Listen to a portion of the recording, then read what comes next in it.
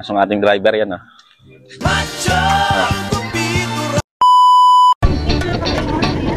Tayo ngayon sa Butolan, Sambales. Ito nga pala ang ating Cosmos version 2 na naka 600 watts na motor, 48 volts and 25 amperes in battery, 35 to 45 km range, 30 to 40 km per hour speed. Ayan mga ka-famous, ito nga pala ang ating bestseller na si Cosmos version 2.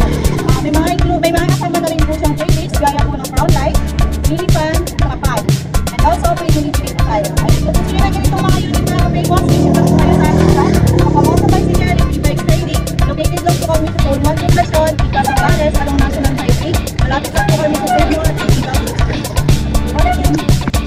Ayan, good day mga ka-famous. Another delivery po tayo ngayon sa Butolan, Sambales. Yan po yung ating Cosmos version 2 na bestseller natin. Sa Rizal, April 25 updated battery. May previous na po yung Crown Light, minivan, trap-balance. Free delivery po tayo. Upgraded na rin po yan dahil naka-disc brake na po siya. Ayan. Buy akong credit po yung bumili ng aming unit na yan. Zero down payment po siya, pero nag-down payment po siya kahit na zero down payment siya. Ayan mga ka-famous, kung gusto nyo ng ganyang unit, visita kayo sa aming shop sa Pamosa Bicycle and E-Bikes Trading, or tumawag lang po kayo sa aming contact number sa 0947-3867-894. Ayan po yung aming contact number, or sa telephone number na 047-22299 Ayan, yun po yung mga contact number and telephone number namin.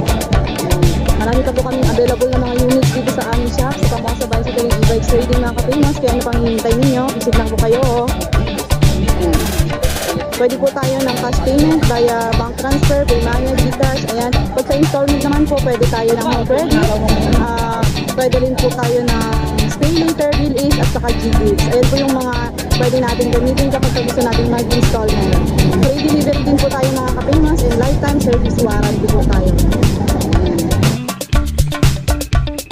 Yo, what's up mga ka-famous? Yan, nandito tayo ngayon sa camera. Butolan, Sambales. Yan. Deliver tayo ng ating Cosmos version 2. Yan. 650 watts na motor, 48 volts, 25 amperes with battery. Yan ang ating unit. Bali, meron na rin siyang unipaan, naka-display na rin. Tapos crown light. Yan. Yan ang ating unit. Ayan, nag-abil sila ma'am. Ayan.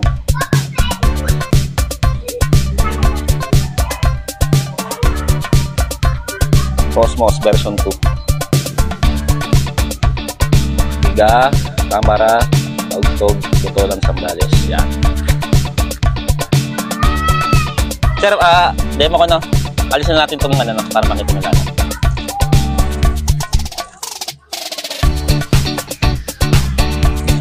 Pag susi sir, may aso. Pag susi sir, ready na yung ano natin, no? Unit natin, no? Ito-torotal mo na lang siya. Naka-ready na, ready na siya. Nakikita sa panel sir yung indicator ng battery. No? Hindi pa. Bali full charge po siya ngayon. Tapos, ito yung ano natin sir, kilometer per hour natin. Yung sa speed natin, yung ilan natin. Ito yung kilometer natin, no? Na kilometer range. Yan. Kung ilan yung tinakbo mo, 1 km, 2 km po, yan. Tapos, drive reverse ma'am, yan. R, reverse, yan. Atras lang kayo. Yan. Tapos, drive ulit na. Tapos, ilaw natin ma'am. Yan. Headlight.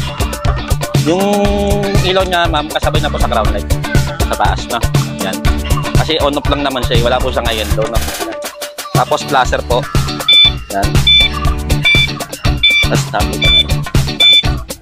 Kanan. Yan. Busina po. Busina.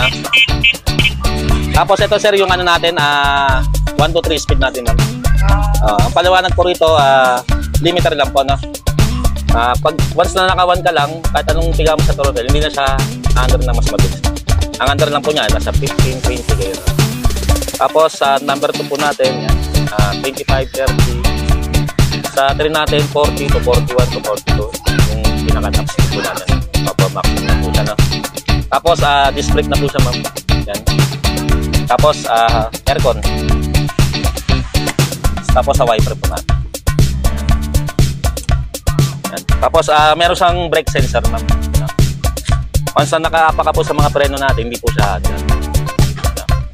Ang drive lang po niya, naka-release po yung paa nyo rito. Saka ito, naka-release po yung kami. Hindi po siya pwedeng nakaganyan siya kasi hindi po siya dyan. Pati rin po sa paa. Tapos kung ayaw mo naman siya magsusi, pwede ka po mag-keyless. Sa keyless po, ayan, pinutin mo lang po siya ng 2 o 3 beses na sunod-sunod lang. Ayan, okay na po siya ulit. Apo, kahit wala po siyang susi, pwede po siya mag-keyless. Tapos ang pagpanay lang po, yung taas lang po. Tapos po, anti-tap alarm yung baba. Mas na ginalaw po nila yung, yung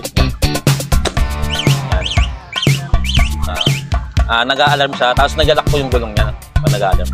Tapos, ang pagpatay lang po niya, ito lang din, taas lang. Tapos, pag nagbukas ka rito, ma'am, hindi mo siya mapapatay rito sa susi. Yan. Mapapatay. Pag susi, susi lang po. Pag remote, remote lang po. No? Ganun din po sa anti-tap alarm.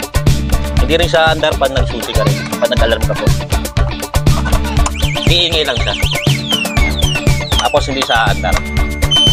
Kailangan patay mo muna rito bago palit pagsusi. Tapos yung ano natin, popol po siya. Tapos yan po.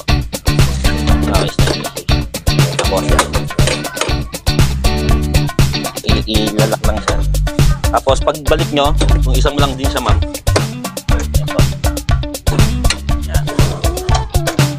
Sa charger namin natin, ma'am, pag-charge nyo naman siya. Ayan po, di ba, nabawasan po siya ng isa, pag 2. Yan. Pwede mo na siyang i-charge, ma'am. Ayan po, ma'am, galing ka po ng Agora. Galing dito, nabawasan ka ng 1 bar, 2 bar, pwede mo na siyang i-charge. Hindi po kasi advisable yung lulubatin mo siya ng gusto. Doon po masisira yung battery natin. Ano lang, mas gusto kasi niya laging gamit, charge. Yun mas gusto niya. Tapos, dito po yan. Dito naman, sir, para makita mo, sir. Yan. Ito yung lagi nasa taas. Hindi naman siya papasok pag baliktad. Yan. Tapos, extension na lang. Dito lang sa labas.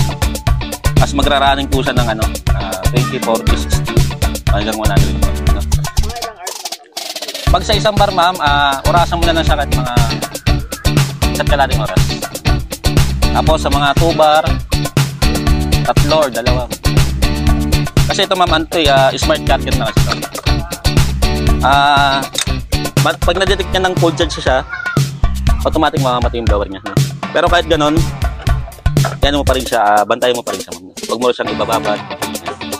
Kasi doon di masisira yung natin yung battery natin. Baga, hihigupin lang din niya. Lalo, yung iba kasi, ginagawa kasi, pag damag, charge. Yung pala, full charge na pala. Opo. Ngayon, ginagawa nila, magdamag, ina-charge. Akala nila okay lang po kasi automatic daw namamatay ito. Pero hindi. Pangit yun. Kasi yung battery nagkakaroon difference. Hindi naman yung natin yung... Bago mo siya i-charge, ma'am, pagpahinga mo muna siya ng mga 15 minutes, 10 minutes na. Opo, pag ginamit mo siya. No? Tapos ganun din, ma'am, pagkataas mo siyang i-charge, pagpahinga mo siya muna ulit ng 15 minutes, 10 minutes. No? Tapos ito yung trapal niya, ma'am, sa harap dito. Lagyan mo siya sa loob mo lang siya ilagay. Ito, pandikit yan, ma'am. Pandikit niya yan. Para dito. Yan. Tapos yung iba dito, ito. Pero punasan mo muna sa man na meron dito bago mo siya ibigay. Pero mas maganda kung lagyan mo siyang metal screw para wala nang tanggalan. Kung sakali man mawalan siya ng dikit dito sa likod, at least hindi na siya matatanggal. Naka-screw na siya. Tapos yung mga gulong natin, ma'am, tubeless naman. Tubeless. Tapos yung mga preno natin, yung parang motor lang. Ito kasi disc brake to eh. Brake fluid lang yung maintenance sa disc natin. Brake. Yes po, pares lang po. Tapos sa preno po natin sa likod, dito na lang mag-a-adjust, 2. Yung isa dito, yung doon naman sa kabila po. Meron po siyang adjustan dito yan. Para yung adjust ng gulong niya sa likod sabay. Kasi meron ditong adjustan din, ma'am. Pero mas maganda rito kung mag-a-adjust sa gitna. Para parehas yung gulong sabay. Sabay siyang a-adjust. Opo, mag-break siya. Tapos, bentos niya, sir. Oo nga pala. Sakaling pala sa gagamitin na ma'am, no? Ng ilang linggo, 1 buwan, 2 buwan, 1 taon, o kahit kailan na. Iugutin mo lang ito, ma'am. Yan. Paugot mo lang sa mga lalaki. Apo. Para lang hindi siya mag-discard na. Para yung battery mo, laging goods. Laging healthy. Yan. Baga, para ka nag-aalaga ng ano yun. Pero kung kung pang-araw-araw naman, ma'am, kung pang-araw-araw, kahit huwag mo na siyang tanggalin. Kung pang-araw-araw lang naman, no? Tapos, halimbawa, di ba, na-stock mo siya, ma'am, di ba? Na-stock mo siya. Kahit na-stock siya, i-charge mo pa rin. Kunyari, sa 1 linggo, 2 beses, 1 beses. Tapos, tsaka mo siya ulit ugutin. Tapos, another 1 linggo ulit. Ganun lang, no? Para lang... Oo. Pag hindi mo lang naman gagamitin. Saka pag in-stock nyo siya ng matagal talaga. Opo. Ito. Tapos sa handbrake natin, yan. Tapos yan. Pag-release, ma'am, ganyan lang. Oo. Depende, ma'am, kung ilan gusto mo muna. Isa lang. Hindi naman din agad-agad maano yun. Tapos yan.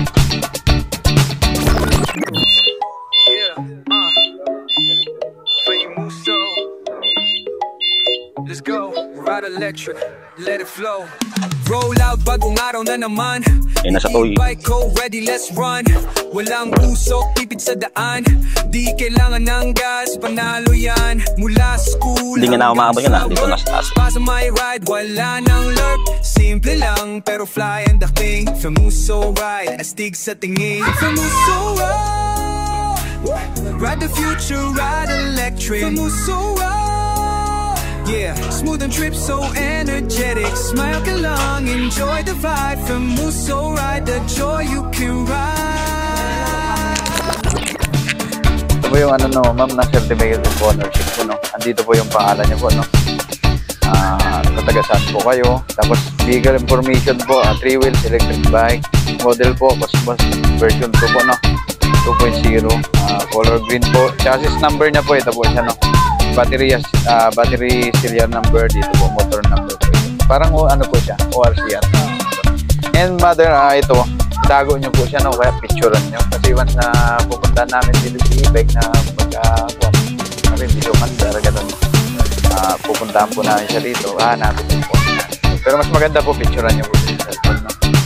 Tapos mother, yung sa 3 months warranty po natin ng mga kwal lang po, no? Mga included lang po doon yung battery, motor, tsaka po yung controller po, no? Sa other parts po, wari yung mga ito po, yan, tapos yung mga, hindi po siya kasama, no? Yung mga ilaw, no? Just in case naman po na magkaroon ng pan, ma'am, meron naman po kami lahat ito. Pwede po kayo mag-order na battery, mga kwan, ito. Ngayon po, yung charger natin, ma'am, di rin po siya kasama, no? Sa warranty natin, no? Kasi depende sa paggamit ng tao. Iwasan nyo po siya palaging mabagsak o yung mabasa po. Iwasan nyo po palaging ganun, no? Tapos yung sa overcharge po, no? Yung kahit na smart charger po siya, mas maganda pa rin po yung binabantayan. Tapos hindi po kami nag-home service na, ma'am. Yung mga warranty lang po namin, lahat po yun gagawin doon sa kung madala nyo doon, ma'am. Pero kung hindi nyo po siya madala, pwede po namin siya puntahan dito. Pero may transpo lang po kayo na babayaran. Pipick upin po namin dito sa e-bike. Nadalhin po namin doon. Di bali, back import naman na. Tapos po, yun sa lifetime service warranty po natin, hanggat buhay po yung e-bike nyo, pwede po kayo magpagawa doon, magpa-service sa pesto po namin, sa shop po namin. Wala pong bayad. Ang babayaran nyo lang po yung mga accessories po na pinalitan, mga gulong, yung brake pad po, mga kadalasan, bearing, ganun po. Tapos po, ito po 3 months, pa-signature na lang ako. Sa amin po yung isa. Pinapile din po kasi.